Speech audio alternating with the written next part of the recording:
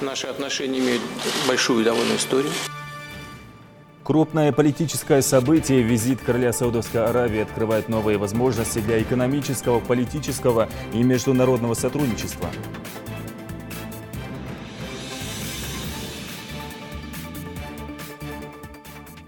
Гаги Умар Асхабович, встаньте. Вам предоставляется последнее слово. От 2,5 до 9 лет лишения свободы в Назрановском городском суде огласили приговор участникам Икажевской бандгруппы.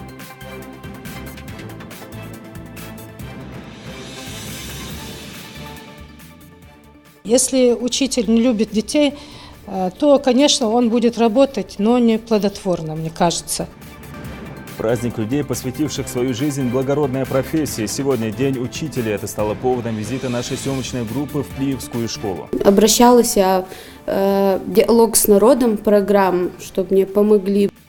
Диалог с народом завершился, и обращение жителей продолжает рассматривать. О решении нескольких просьб расскажем в выпуске.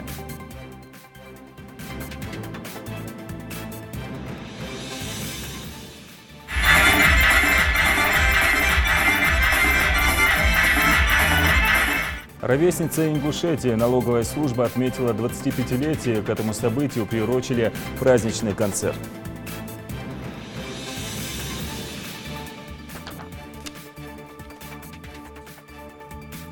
На телеканале Ингушетия новости 24, в студии Амирхан Зортов. Здравствуйте.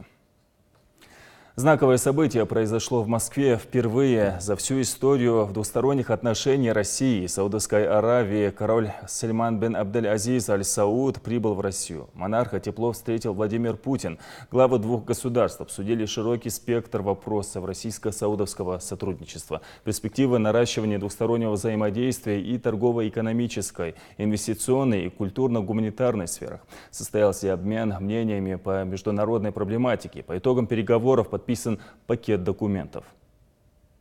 Наши отношения имеют большую довольно историю. В 1926 году, 90 лет назад, больше уже наша страна, Советский Союз тогда, был первым государством, которое признало вновь образованное королевство, созданное вашим отцом Абдель-Азизом бен Саудом. И вот теперь нам очень приятно принимать здесь вас, Ваше Величество. Уверен, что ваш визит будет послужит хорошим толчком в развитии наших межгосударственных связей. Переговоры проходили в более расширенном составе. Там присутствовали руководители региона в России и представители бизнес-сообщества, в том числе и глава Ингушетии, который назвал встречу президента России Владимира Путина с королем Саудовской Аравии крупным политическим событием. Напомним, Юнусбек Евкуров являлся членом официальной делегации России. По прогнозам некоторых экспертов, от результатов этой встречи зависит перспектива постоянного стратегического партнерства двух стран. Первый визит короля Саудовской Аравии в Россию многие оценивают как историческое событие, которое может кардинально повлиять на российско-саудовские отношения. Этот шаг открывает новые возможности для экономического, политического, международного сотрудничества. Саудовская Аравия является одним из крупнейших производителей и экспертов нефти и имеет влияние на ближневосточную и международную политику, прокомментировал глава. Руководитель субъекта считает, что от такого сотрудничества многое выигрывает и региона. Перед нами открываются широкие возможности для торгово-экономического сотрудничества. Выход на внешний рынок позволит регионам расширить границы своего экономического развития. У Ингушетии есть ряд коммерческих проектов, по которым имеются договоренности с бизнес-сообществом КСА, уточнил Юнусбек Евкуров. Напомним, это не первая встреча Юнусбека Евкурова с королем Саудовской Аравии. В прошлом году делегация из Ингушетии посетила Эр-Рияд. Благодаря этому визиту были налажены торгово-экономические и культурные связи. Еще тогда король Саудовской Аравии отметил, что властям страны важно расширение рамок сотрудничества с Россией. На встрече также присутствовали сенатор Билан Хамчиев, религиозные деятели республики и представители кабинета министров Саудовской Аравии. Более подробно о визите ингушской делегации в королевство в материале Лейлы Гайсановой. Представители региона 2 раза отправлялись в Эр-Рияд и не с пустыми руками, а с целым портфелем инвестиционных проектов. Власти республики представили в Саудовской Аравии 18 проектов. Из-за климатических особенностей королевства подавляющая часть товаров туда поставляется из других стран. Поэтому в ингушском инвестиционном портфеле такое разнообразие агропромышленных проектов. В их числе и уже успешно развивающийся в Ингушетии проект развития садов интенсивного типа. В нем предусмотрена закладка интенсивного яблоневого сада с капельным орошением на площади 1000 гектаров и строительство оптово-распределительного центра на 52 тысячи тонн единовременного хранения сельхозпродукции. В настоящее время фрукты оттуда поставляются в разные регионы России. Иногда с макушки мы можем ведро собрать уже, а полностью с дерева 3, иногда по 4 ведра. Ингушетия уже поставляет в Саудовскую Аравию горный мед. Экологически чистый продукт пользуется широким спросом у арабов. Теперь же ингушская сторона предлагает инвесторам проект по производству натурального меда со вспомогательными продуктами пчеловодства, прополиса, пыльцы, маточного молока.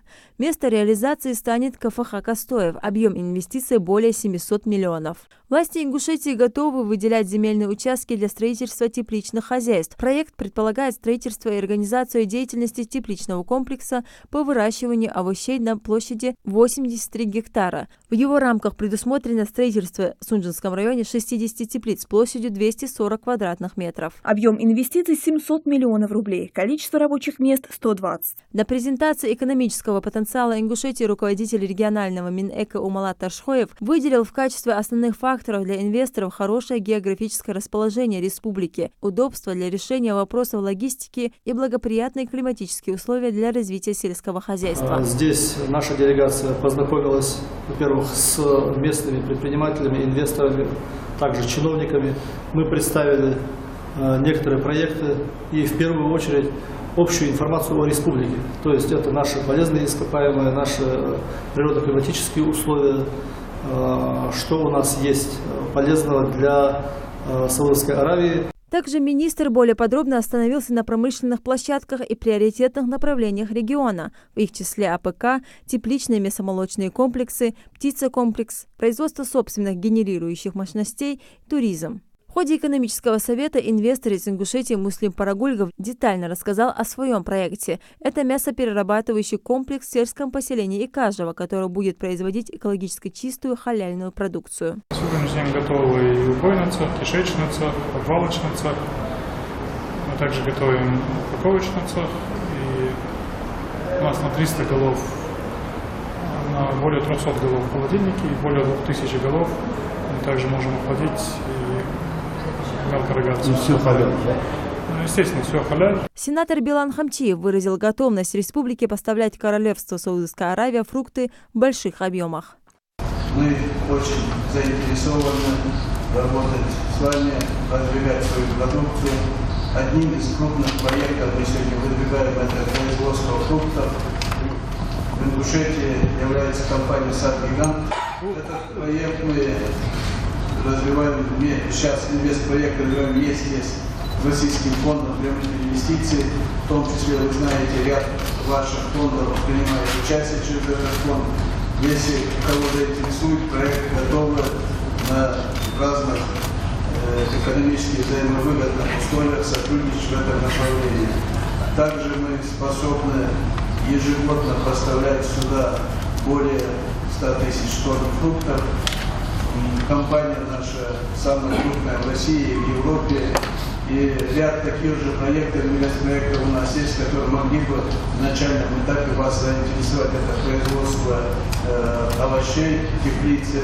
Привлечение инвесторов королевства в российский регион и возможного экспорта товаров, которые производятся в Ингушетии, королевство и другие арабские государства – это главная цель визита ингушской делегации в государство Аравийского полуострова. Об этом заявил на совете руководитель региона Юнусбек Евкуров. Глава добавил, что только через торгово-экономические и культурные связи можно укреплять взаимоотношения государств, в том числе российского и Саудовской Аравии. Все, что связано с взаимодействием с иностранными партнерами, инвесторами, они плотно вложатся в законы и законодательство Российской Федерации. И сегодня, как никогда, дана возможность любым инвесторам находить общий язык, в том числе на правах льгот. И сегодня инвестор в республике, будь он российский или местный ингушский, он тоже является российским, или же будь это иностранный инвестор, в том числе с королевства, мы одинаково можем дать льготы, каникулы налоговые на 3 и 5 лет.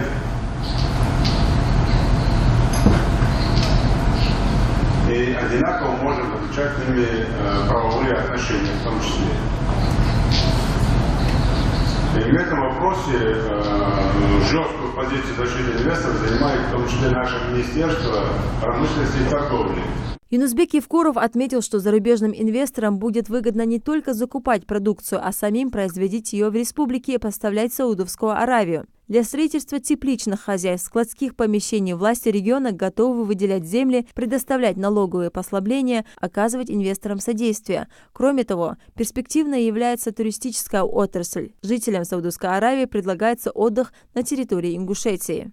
По словам главы региона, этот визит короля Саудовской Аравии будет способствовать развитию сотрудничества двух стран и, конечно, российских регионов, в том числе и Ингушетии. А установление контактов с Саудовской Аравией, налаживание более тесного сотрудничества с этой страной – одно из перспективных направлений развития экономики нашей республики.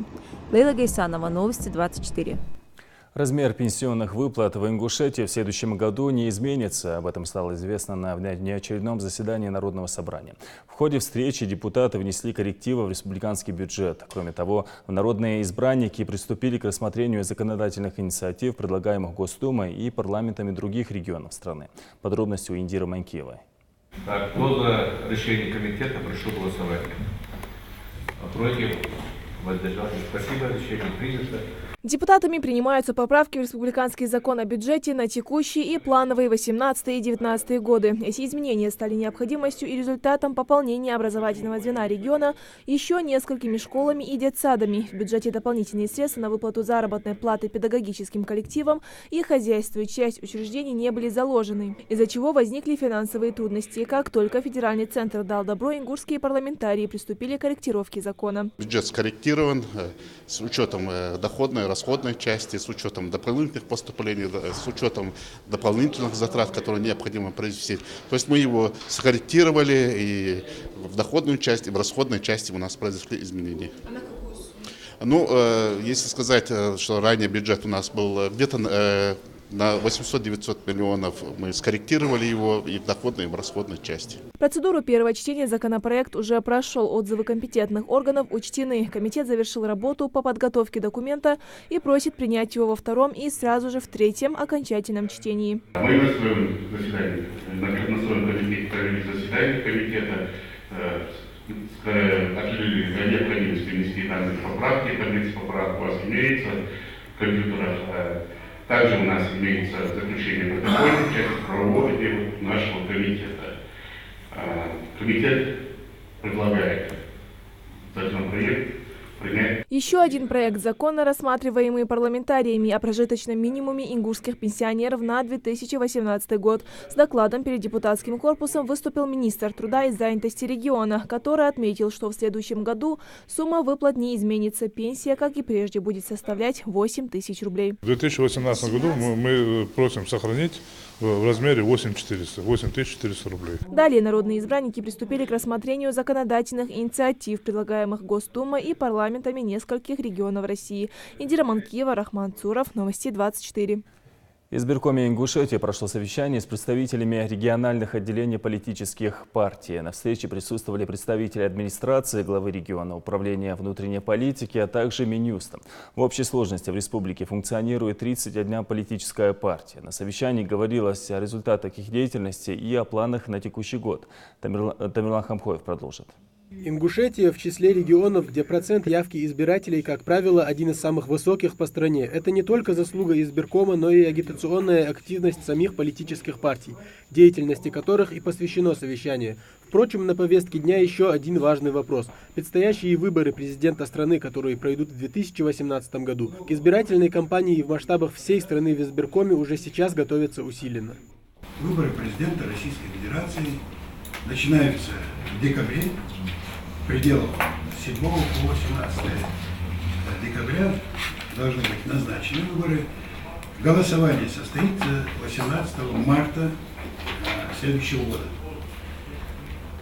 Ну, естественно, не все партии смогут выдвинуть своих представителей там, но это не значит, что партии, которые не участвуют в выборах президента России, что они не участвуют и в остальных общественно-политических вопросах. В регионе до недавнего времени насчитывалось свыше 50 политических блоков. Некоторые из них прекратили свою деятельность из-за ужесточения контроля избиркомов в плане предоставляемых отчетных данных. Из-за несвоевременной сдачи документов или вовсе игнорирования этих требований теперь будут применяться меры, напоминает председатель регионального избиркома. Представители Минюста также подтверждают возможность ликвидации отделения партии. Мы уже работаем по последним 3 годам. 15, 16, ну и 17 год включительно. То, что мы тогда еще не делали. Так, Союз труда 4 квартал 15-го, 2, 3, 16-го года. Партия Роста, Альянс Зеленых, За справедливость, Аграрная партия, словом, больше 10 политблоков, в деятельности которых выявлены некоторые нарушения, за которые полагаются как штрафы, так и более жесткие меры, коснулись на встрече и изменений в законодательстве. Так, теперь избиратель сможет голосовать в том месте, где он находится, независимо от того, где зарегистрирован. Делается многое для того, чтобы облегчить работу и комиссиям, и наблюдателям, которые будут находиться на участках в день голосования. Составление протоколов в печатном виде и видеонаблюдение на избирательных участках также выносится на повестку дня в целях устранения возможности подделки документов. А завершая встречу, собравшиеся договорились на дальнейшее плодотворное сотрудничество и устранение всех нарушений в самые кратчайшие сроки. Тамерлан Хамхоев, Магомед Урусханов, Новости 24. От 2,5 до 9 лет в Назрановском городском суде огласили приговор участникам Икажевской бандгруппы. Отметиться громкими терактами они не успели, но только потому, что вовремя были задержаны и угодили за решетку. Зато запасы оружия накопили очень внушительные. В схронах бандгруппы были найдены не только автоматы и гранатометы, но даже авиабомба. Эксклюзивные видеоматериалы, предоставленные нам у ФСБ по Ингушетии, в следующем сюжете. Уникальное видео. Задержанный участник бандподполья показывает сотрудникам ФСБ, как он с подельниками оборудовал схрон посреди центрального кладбища села Икажево. Ничего святого, зато много оружия. Пластид, гранаты, выстрелы к РПГ и к подствольнику и даже авиабомба, которую боевики хотели использовать в качестве фугаса. Взрывотехникам у ФСБ пришлось повозиться, чтобы вывести и обезвредить ее за пределами села.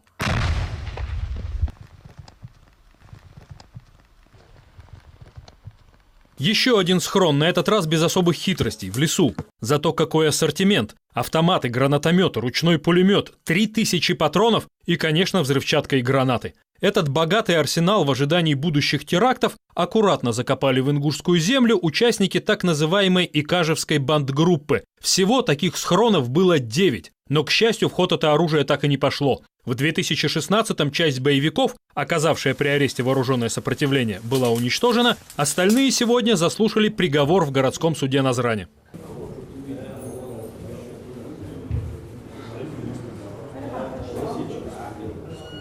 На скамье подсудимых 5, в большинстве молодые парни. Исключение Амирхан Сапаралиев, бывший старший сержант патрульно-постовой службы. Он не только прятал оружие, но и мог указать фамилии и адреса действующих сотрудников ингушской полиции, для покушения на которых боевики и складировали в схронах патроны и взрывчатку. Структурно Икажевская бандгруппа входила в печально известный вилаят Галгайча, а на верность присягала запрещенному в России ИГИЛ. Можно только гадать, сколько крови законспирированная ячейка исламского государства могла бы пролить, обладая такими запасами оружия, если бы не была вовремя обезврежена. Так, пожалуйста, Гаги Умар Асхабович, встаньте. Вам предоставляется последнее слово. По итогам слушания прокуратура республики намерена обжаловать решение суда. Ведь, учитывая количество изъятого оружия и прочие обстоятельства дела, его можно смело назвать мягким. Один участник бандподполья получил 9 лет лишения свободы, остальные от 4 до 2,5 в колонии общего режима. А Ингушетия за эти годы прирастет десятками новых многоэтажек, школ, домов культуры и детских садов, в которых вырастет новое поколение жителей республики. Поколение, воспитанное в духе мира и созидания. Алексей Ковтун, Новости 24. Сегодня Всемирный день учителя, праздник людей, посвятивших свою жизнь благородной профессии. Сами педагоги говорят, что учитель – это не просто профессия, а образ жизни. Такого же мнения придерживается и Таисия Мурзабекова. Она уже 30 лет преподает в 3-й школе Прива. С ней встречалась Светлана Томова. Вот уже 34 года каждое утро Таиса Мурзабекова спешит на любимую работу. В выпускном классе, когда предстояло выбрать дальнейший путь в жизни, Таиса твердо для себя решила: буду учить детей. К каждому своему ученику она относится с большим трепетом. Это не просто любимая профессия, а практически смысл жизни, признается учитель. Если сказать, что работа – это вся моя жизнь, наверное, это будет громко сказано. Если даже не вся жизнь, но половина моей жизни проходит в школе среди детей. Если даже в классе отсутствует у меня один ребенок, мне кажется, это небольшой, а маленькой трагедией, потому что этот ученик в этот день что-то не получил. Труд учителя по праву заслуживает большого уважения и искреннего спасибо, которое так часто звучит в адрес учителя начальных классов. Подход Таисы к своей работе говорит о многом, признаются коллеги. Это творчески работающий учитель, обладающий большими интеллектуальными способностями. Она обладает не только большим профессиональным мастерством, но и педагогическим тактом. На своих уроках она использует всевозможные разнообразные формы и методы работ, в том числе инновационные, использует разнообразную наглядность, интерактивную доску. Также она уделяет большое внимание развитию детей. Для своих воспитанников Таиса Магомедовна не просто учитель, а наставник, психолог и друг, к которому дети сами незаметно прониклись большим уважением. А ведь успех в воспитании школьников невозможен без этого. Наша Таиса нас очень уважает, она очень хорошая, нас очень сильно любит. Наша учительница Таиса Магомедовна, она нас учит писать, читать и воспитывает. Наша учительница добрая, замечательная. В 2010 году труд учителя заметили и на федеральном уровне. За заслуги в области образования Таису наградили медалью почетного работника образования. А что в профессии самое главное, она, пожалуй, знает отлично. Первым долгом учитель должен любить свою работу и детей. Если учитель не любит детей, то, конечно, он будет работать, но не плодотворно, мне кажется. Несмотря на любые трудности, учитель на протяжении долгих 11 лет ведет ребенка за руку по жизни, вкладывая в него свои знания, давая самые важные уроки. А сегодня педагоги спешат поздравить друг друга со своим профессиональным праздником. Мне хочется сегодня поздравить свой коллектив Привской средней школы номер 3 и учителей всей республики, всей России с этим замечательным праздником. Пожелать им успеха в их нелегком труде. Учитель в своей жизни и ученик, и учитель. Однако школьные педагоги – это особенные люди, которые воспитывают в своих учениках личность. Без этого, говорит Таиса Мурзабекова, учителем считать себя не имеет права. День учителя – прекрасный повод для того, чтобы поблагодарить тех, кто выбрал себе важную и сложную профессию. Многие люди, только став взрослыми, понимают, каким важным был вклад преподавателей в их судьбу и карьеру. А пока это осознание не пришло, молодежи лучше довериться советам взрослым и уважать своих наставников. Светлана Томова, Майрбек Миржоев. Новости 24. Сегодня в День учителя подвели итоги конкурса «Учитель года-2017». В нем участвовала педагог начальных классов 11-й Назрановская школа Радимхан Цакиева. Конкурс проходил в Сочи. В этом году в нем принимали участие учителя из 85 регионов страны. Из них 12 работники сельских школ, 77 муниципальных, 7 государственных и 1 конкурсант преподает в негосударственной образовательной организации. 28-й по счету конкурс «Учитель года России» в этом году проводился Минобром, Общероссийским профсоюзом образования и издательским домом «Учительская газета». Новое поколение патриотов наградили грамотами. Их юноармейцам вручили глава регионального правительства и председатель ДОСААФ России. Ряды этого патриотического движения постоянно пополняются по всей стране. В команде юноармейцев в Ингушетии уже более 1000 школьников. Они активно участвуют в жизни региона, выезжают в другие республики. На церемонии награждения присутствовал Руслан Албогачиев. Юнармия создана для тех ребят, кто любит Россию и готов активно помогать ей стать лучше. Кому не безразлично, какой будет наша страна через 10 лет. Юнармейцы не принадлежат никакой политической партии. Клубы юных летчиков, моряков, десантников.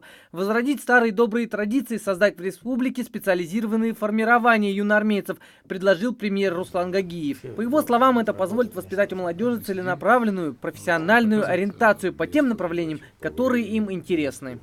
То есть этот юный моряк, юный десантник, юный пилот, юный автомобиль, это клубы, которые бы, в принципе, для нас это очень важно сейчас. Потому что дети, молодежь активно вообще на разных площадках показывают, и мы гордимся этим талантом.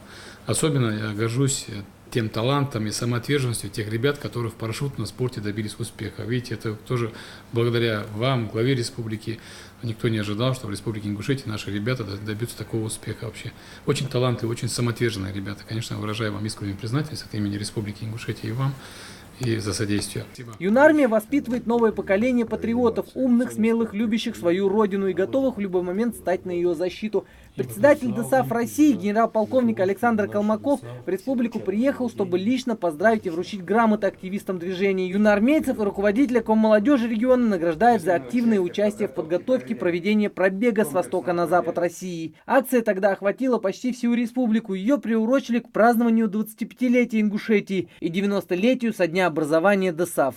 Награждается Богатырева Мадина Салмановна.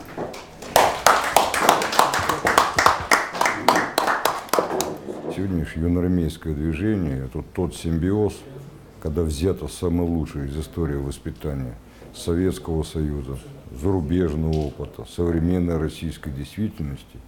И на сегодня это как раз та структура, которая мощно набирает обороты по территории всей России, и которые сейчас развернулись все и государственные деятели, и государственные структуры, общественные движения. И самое главное, что это движение очень сильно востребовано непосредственно теми, кто в нем участвует, молодежи. Награду из рук председателя ДОСААФ России получила и юная участница движения Анжелика Чахкиева. В августе этого года школьница приняла участие в праздничном концерте, посвященном 90-летию ДОСААФ России в городе-герое Волгограде. Анжелика исполнила песню «Ингушетия моя» и «Защитники». Защитники Отечества России, верные сыны. Я была удивлена, что меня наградили, но мне это крайне безумно было приятно получить награду. Я считаю, что эта награда не только моя, но и нашего юнармейского движения и всей нашей республики. Инициаторы проекта надеются, что Юнармия станет самым массовым военно-патриотическим движением среди юношества в России. В течение нескольких лет в него планируют привлечь несколько сот тысяч подростков. Ингушское юноармейское движение насчитывает уже более 1300 школьников. Причем число желающих пополнить ряды активистов постоянно растет. 1000 человек еще вступило в наше движение. Через пару дней еще 10 человек. Сегодня вот такой неожиданный сюрприз, что нас заметили, нас позвали. И это пример к тому, что общественная деятельность в нашей республике, ей уделяется очень большое внимание. Награду из рук председателя правительства получил и руководитель ДОСААФ России.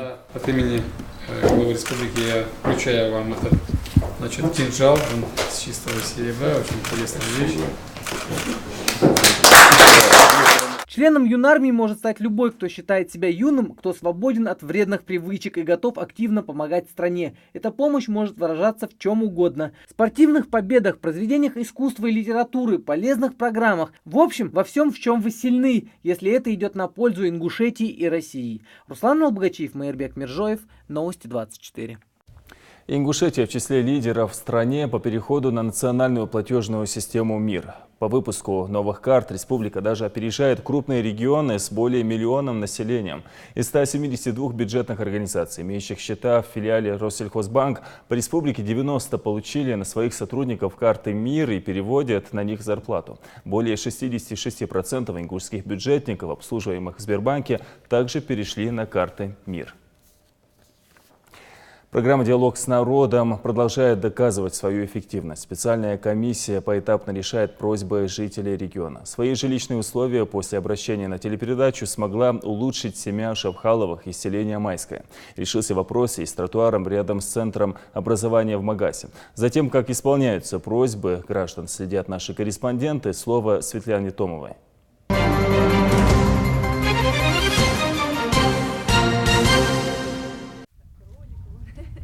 У Шавхаловых 5 малолетних детей. Семья живет в вагончике в очень стесненных условиях. На средства, которые копили несколько лет, удалось заложить фундамент и возвести стены нового дома. Кровлю приобрели в кредит, а вот затраты на окна и двери семейный бюджет уже не потянул. Именно с этой проблемой Зарема Шавхалова обратилась на программу «Диалог с народом». Глава поручил рассмотреть обращение в фонду «Солидарность». Фонд солидарности с Диадерсом. Обращалась я в «Диалог с народом» программу, чтобы мне помогли бы хоть как-нибудь. Да, ахошу долж. Вагончик уже невыносимо шили. Лишь в прошлом году каждый кира бирыш, что могу школу жмяхи дед, тоже молхаж и ешься. Царя дукахч амадули. Ну, осталхан цун. Баркал албезом барса. Все обращения, поступившие на программу «Диалог с народом», ежедневно обрабатываются, и по ним принимает решение лично Юнузбек Евкуров. Ни один из заявителей не остается без ответа. Глава республики Юнузбек Бамадгириевич дал поручение помочь в этом вопросе. И вот сейчас мы уже видим, что пластиковые окна установлены, как раз и погода такая располагает к тому, чтобы быстрее это было сделано. И совместно с фондом «Солидарность» этот вопрос был решен. А вот в Магасе, рядом с центром образования на 1500 мест, по поручению Юнузбека Евкурова администрация Магаса проложила новый тротуар. Если раньше детям приходилось ходить в школу по проезжей части или обочине, то сейчас этот вопрос полностью закрыт. В нашей новой школе нам положили вот такой красивый тротуар. Нам теперь удобно по нему переходить. Очень хороший тротуар, на нем очень хорошо ходить. Теперь не нужно перебегать на дорогу, чтобы теперь можно хорошо ходить спокойно. Шагом можно ходить. Новый тротуар проложили по 2 улицам, которые ведут к школе, общей протяженностью около 700 метров. Но это еще не весь фронт работ, который планируют провести. В будущем планируется сделать такую стоянку, на которой будет производиться посадка и высадка детей, то есть спокойно, не на дороге. Вот. Это в проекте. Вопросы, поступившие на «Диалог с народом», все еще обрабатываются. Без внимания не останется ни одна просьба или обращение. Светлана Томова, Майрбек Миржоев. Новости 24. В Россельхознадзоре обсудили результаты правопримирительной практики за 3 квартала текущего года. За отчетный период сотрудникам надзорного органа удалось выявить несанкционированные карьеры, мусорные свалки. Кроме того, проведено фитосанитарное обследование без малого 10 тысяч гектаров земли. Результаты проверки отправлены в специальный центр. На встрече также были затронуты вопросы ветеринарного надзора. Подробности у Залины Могушковой. Надзор за землями сельхозназначения – одно из направлений деятельности регионального Россельхознадзора. Проведенные 90 проверок из запланированных 130 выявили 3 несанкционированных карьера и 5 свалок. 2 мусорных полигона, занимавших почти 3 гектара, уже ликвидированы. Кроме того, предприняты шаги по усилению муниципального надзора. Все свалки, которые раньше наблюдались на территории Республики Ингушетия, они кратно уменьшились за последние буквально несколько лет. Там 4 года последние возьмем, вот до 5 последних лет, то, что раньше было 5 лет назад, и вот за этот период, который сегодня у нас, на сегодняшний день это все видно. И вот эти спорадические случаи, все равно, которые имеются, захламление земель сельхозназначения, уже главы администрации муниципальных образований сами обращаются. Если раньше мы выезжали на место и привлекали к ответственности глав муниципальных образований, то те штрафные санкции, которые имеются на сегодняшний день, там до 700 тысяч рублей, то они уже чувствительно бьются по их карману, и, соответственно, им приходится отвечать за эти денежные средства перед главой республики. Ежеквартальная оценка результатов правоприменительной практики – один из методов профилактики нарушений. Это позволяет, во-первых, минимизировать ущерб природе и здоровью человека, во-вторых, снизить административную нагрузку на предприятия за счет самостоятельного устранения нарушений без проведения ревизии. Данное мероприятие посвящено тому, чтобы правоприменительная практика, проводящая та позиция управлением, была правильная, не нарушая никаких законодательных нормативных баз, исполнение всех федеральных законодательных норм и требований закона. Публичные выступления, которые сегодня мы проводим, они еще и нужны для того, чтобы разъяснить людям, какие законы изменились, какие законы вступили в силу, какие штрафные санкции увеличились, какие изменения есть в законодательстве, что им необходимо делать. Отделом фитосанитарного надзора обследовано 8,5 тысяч гектаров земли на фитосанитарное состояние. Около 2000 образцов отправлено в Кабардино-Балкарский референтный центр. Из них выявляемость составила почти 70%. На территории муниципальных образований ведется скашивание сорных растений, но на территории крестьянских, фермерских хозяйств и государственных унитарных предприятий после озимой пшеницы массово появляются сорные растения, особенно амброзия полнолистная. Вот самое грубое нарушение, которое допускает в области карантина растений. Что касается ветеринарного надзора, названы 8 самых частых нарушений в этой сфере, выявляемых при проверках. Нарушение ветеринарно-санитарных правил содержания и разведения сельскохозяйственных животных и птицы. Нарушение ветеринарно-санитарных правил сбора, утилизации и уничтожения биологических отходов. Нарушение правил карантина животных. Перевозка животных без ветеринарных сопроводительных документов. Участники публичного обсуждения также не упустили возможность задать интересующие вопросы касаемо правоприменительной практики. Кто не смог принять участие в обсуждении, могут ознакомиться с докладами и любой другой информацией на сайте управления. Залина Могушкова, Мэрбек Миржоев, Новости 24. Адам Даурбеков стал победителем турнира по вольной борьбе в Элисте. Ингушский борец выступал в весовой категории 125 килограммов. Ему достался главный приз соревнования – легковой автомобиль. Турнир был посвящен памяти мастера спорта международного класса Сынана Личкаряева. В соревнованиях приняли участие более 150 спортсменов от 18 лет и старше из всех регионов СКФО и Крыма. Налоговая служба Ингушетии отметила свое 25-летие. К этому событию приурочили торжественный концерт, прошедший в Доме культуры в Назране. Там собрались почетные гости, работники учреждения, которым некоторым из них были вручены награды за трудовые успехи, а кого-то поздравили с днем рождения. Материал Амины Боковой. Словно белые лебеди, выплывая первыми на сцену, поздравить сотрудников налоговой службы с юбилеем выходят солисты танцевального ансамбля «Магаз». Резкие движения танцоров-мужчин в сочетании с плавными и грациозными партиями девушек приковывают внимание участников и гостей межрегионального Северо-Кавказского форума «Налоговые вызовы современной России». Региональная налоговая служба была создана 4 августа 1992 года, спустя 2 месяца после образования республики. Магомед Куркиев в должности налогового инспектора уже 3 года, трудится в ведомстве, старается не останавливаться на достигнутом и с каждым днем совершенствоваться в профессиональной сфере. На нас лежит ответственность по собиранию налогов.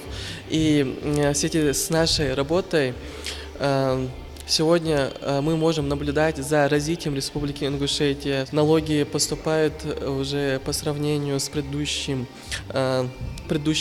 отчетными периодами, уже мы видим значительный рост. А вот Хади Барахоева всего год в профессии и пока только готовится стать инспектором. Попробовать свои возможности в налоговой сфере решила по совету родителей и ни разу не пожалела о выборе профессии, признается девушка. Своих коллег я поздравляю с этим праздником образования налоговых органов.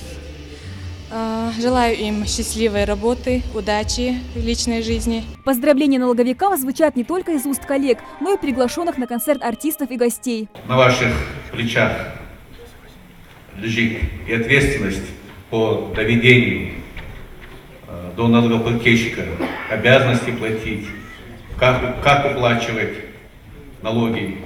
Но я вам скажу, что лучший показатель для граждан Российской Федерации – это когда они видят, куда уходят их налоги.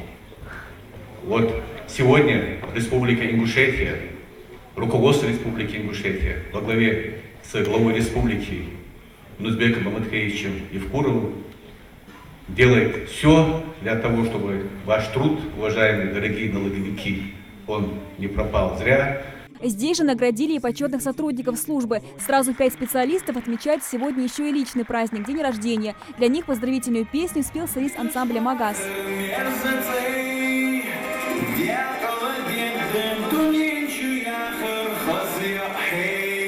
Амина Бокова, Рахман Суров, Новости 24.